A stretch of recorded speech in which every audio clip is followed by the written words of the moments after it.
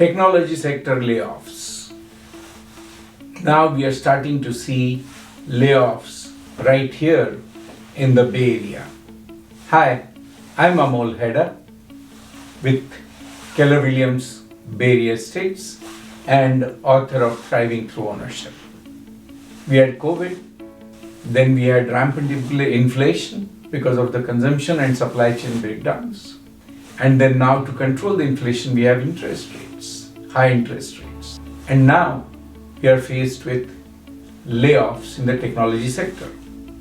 So this video is about layoffs and how to cope with them for those that get those here in the Bay Area.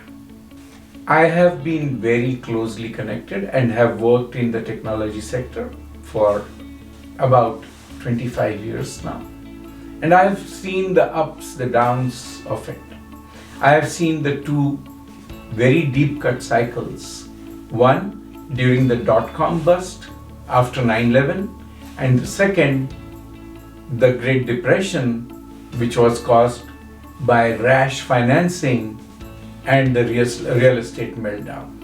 So I have been through these two because I have experienced these, and the one in the dot-com bust, I was severely impacted because at that time I was on an H1, and being on an H1 is very restrictive. You can only find a job with the employer who holds your H1. Now if that employer lays you off, you cannot go and find a job with somebody else.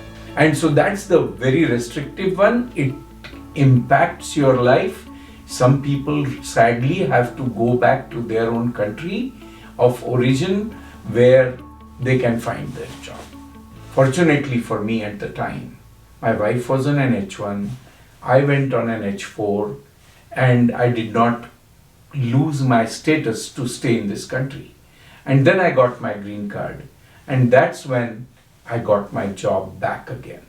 So I know all this, and I decided to talk today because I'm hearing about layoffs from everywhere, and I feel it from the bottom of my heart. So let me give you a few tips. No, I'm not a psychiatrist. I'm not from the recruitment industry. I'm not from any of those. But just as a friend who has been through these and has lived through it. In fact, I have lived a life cycle of jobs through contracts. So I used to have a contract at, say, Symantec. That contract would end, and then I would not search until I got the time to compose myself, regroup myself, and then decide whether I wanted to do the next one. And then I would go find the next contract, and then I would go on to my next job. That's how I've been doing this. So I have lived through these job cycles a lot of times, and so I'm just going to tell you what not to do and what will help you keep a positive approach. So number one, do not panic, because panic sets paranoia, fear, and being afraid does not help you. Secondly, panic takes away from helping you to think squarely. It kills your thinking, and so it does not help you being objective. Thirdly, panic causes us to be fearful. We are afraid, and so it does not let you think forward, look past what your current thing is. So I'll highly recommend that you don't panic through this situation. You're not the only one. A lot of us are in this, and I'm talking from a lot of experience in this. The second thing that you should not do is get angry. Angry at your employer, angry at your manager. The manager is a poor guy. He just was the messenger of what the company goals were supposed to do. So do not get angry, because anger impairs thinking completely. it creates hate. And being angry stops you from being creative and positive. It burns yourself. So, I'll highly recommend you take anger out. So, once you are done with these two, and maybe you might be helped a little by thinking differently. So, if your thoughts are just in this area and you cannot move yourself, try telling yourself these things, that this job loss is not because of your actions or your performance or your negative actions. So because these are company-wide layoffs, you should not take them personally. Number two, these jobs are company-wide. If Twitter is laying off 4,000 people or 50% of their workforce, is that just you that they are going to lay off? No. So I think you should take it as, okay, that's a wave, it'll come, it'll go, right? Number three, just until last 6 months back, everybody amongst us was having very good salaries, amazing reserves, and very good financial positions. So what do you think should happen? When you have that good of reserves and positions, you should have enough reserves to tide over this short-term job loss, right? Last but not least, you're not the only one. You have others that are also in this same position. I don't want to advise you anymore about careers and job losses because I'm not the expert.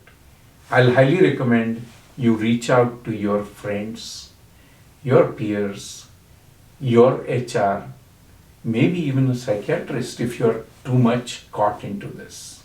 But go to an expert.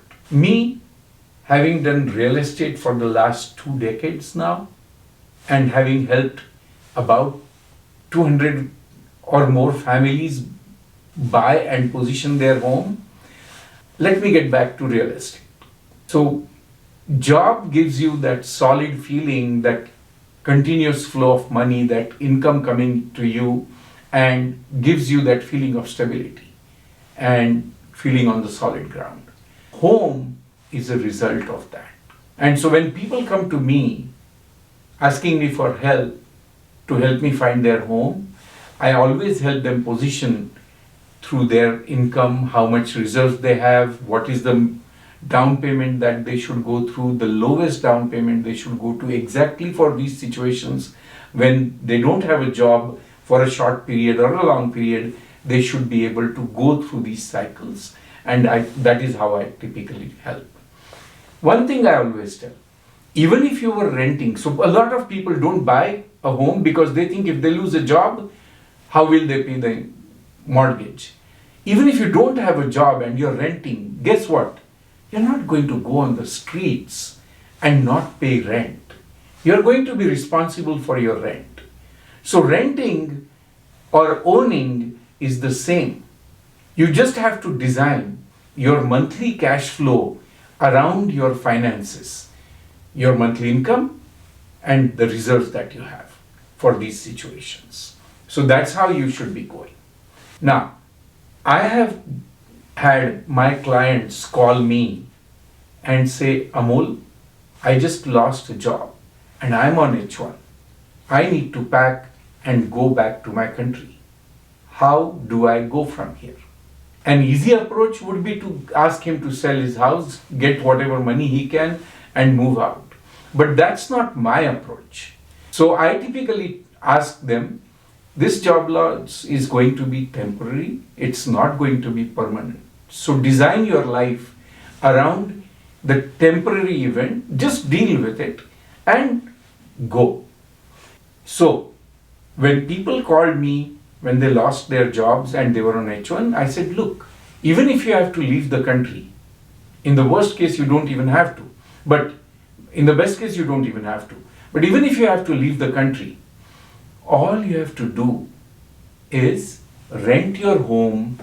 You will still get some money, Not the entire money that you are paying the mortgage for, not the entire money that is the property taxes. So you will be a little short of how much monthly payment for the home is, not entirely zero. So when you rent, you will have a small shortfall. If you can still fund that shortfall when you are living outside of the Bay Area or outside of this home, you can go over this short period of job loss. And then if you get your job back and you come back to the Bay Area, you still own the home and you are continuing to keep the appreciation on the property. If that appreciation exceeds the amount that you had to pay to sustain while you are out of job or while you are not here and while the house was rented, that should be able to help you go through the situation. Do you agree? So remember, job loss is not permanent. It's a temporary phase. This too shall pass. Right? So, if you need help, if you want to circulate your resume, please do so. So here are some do's on what you should do. So don't hide once you know that you're impacted by a job loss. Share amongst your close friends, share amongst your managers, give your previous manager a call, whoever you worked with, give your peers a call who know your qualities and circulate it with them. I'll recommend don't just jump into action and just try to find the next job. Don't be thrown at the next job. Go on the back foot, compose yourself, and then prepare your strategy to get to the next one.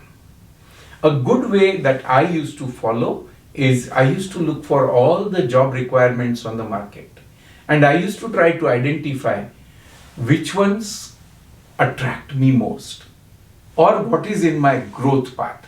And if I knew that these job requirements are in my growth path, I would model and go in that direction, because then you're going towards your happiness, going towards your growth.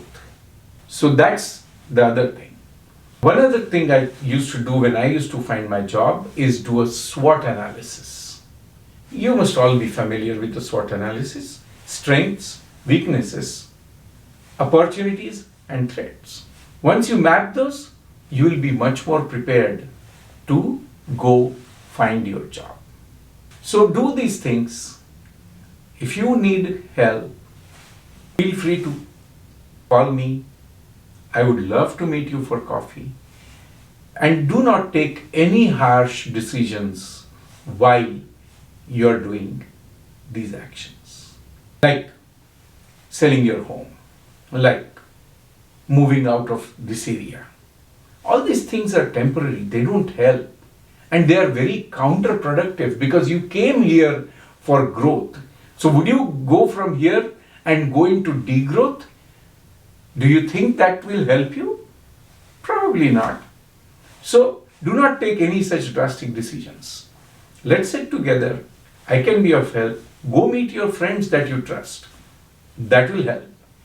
Look, I am here and I helped you buy your home when you're doing very good. Even when times are rough, I'm here. And I have a lot of those friends that I have formed that can probably help you. So if you think you have a position and you think I can circulate your resume, please email it to me along with the position. I'll definitely forward it to that particular contact if you think I can help. If you want to meet for coffee, happy to do so. I can share some experiences and you can talk your mind out. I know these are going to be tough times. These could be rough, but this too shall pass. You might be off for a month, maybe two, who knows? And you'll be bounced back even better than what you were doing just now. So I don't think layoffs are the end all. They are just a blip. Take it as it comes and be ready for better times. Talk to you in my next one. Let me know if this is helpful and let me know if you want to meet me. Bye.